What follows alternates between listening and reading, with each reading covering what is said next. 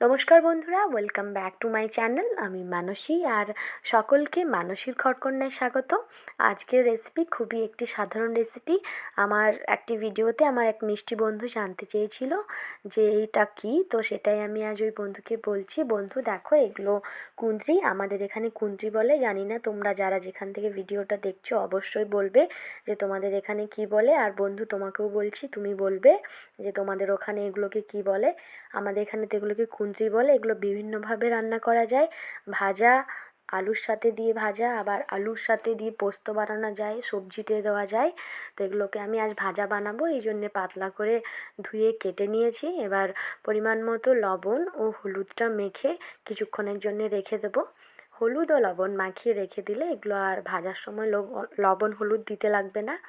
আর আমার খুবই ভালো লাগছে যে আমার এক মিষ্টি বন্ধু আমার কাছ থেকে জানতে চেয়েছিল যেগুলো কি, তোমাদের এরকম প্রশ্ন বা কৌতূহলের উত্তর দিতে আমার খুবই ভালো লাগে। তো চলো রেসিপিতে ফিরে যাই। এবার কুঁদরিগুলো ভাজার জন্য একটা কড়া গরম করে তার মধ্যে পরিমাণ মতো সর্ষের তেল দিয়ে দিয়েছি।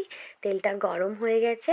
এবার গরম তেলের মধ্যে কিছু গোটা জিরে ফোড়ন দিয়ে দিলাম। চাইলে তোমরা শুকনো লঙ্কা বা কাঁচা লঙ্কাও দিতে পারো, আমি লঙ্কাটা এখানে স্কিপ করলাম।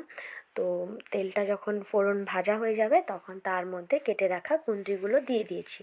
এবার কুঁদরিগুলো দিয়ে একটু নাড়াচাড়া করে ওপর থেকে হালকা একটু জল দিয়ে ঢাকা দিয়ে দেবো। চাইলে তোমরা একটু মোটা করে কুঁদরিটা কেটে হালকা একটু ভাপ দিয়ে তারপরও ভাজতে পারো। আমি এখানে পাতলা করে কেটে ওপর থেকে জল তেল একসাথে দিয়ে ঢাকা দিয়ে দিচ্ছি। কিছুক্ষণ এভাবে করে ঢাকা দিয়ে রেখে দেবো। কিছুক্ষণ পর ঢাকাটা খুলে দিচ্ছি। ঢাকাটা খুলে দিয়েছি এবার। তো এখানে প্রায় অনেকটা কুঁদরিটা সেদ্ধ হয়ে গেছে। এবার গ্যাসের আঁচটা বাড়িয়ে ভালো করে শুকনো করে কুঁদরিটা ভেজে নামিয়ে নিলে রেডি হয়ে যাবে আজকের রেসিপি কুঁদরি ভাজা। তো গরম গরম ভাতের সাথে কুঁদরি ভাজা খেতে খুবই সুন্দর লাগে।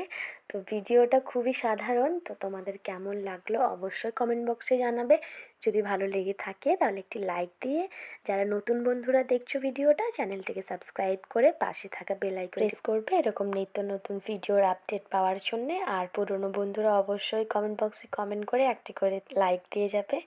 আজকে এই পর্যন্তই, আবারও দেখা হবে নতুন কোনো রেসিপির সঙ্গে। সবাই ভালো থেকো, সুস্থ থেকো, আর আমার সঙ্গে থেকো।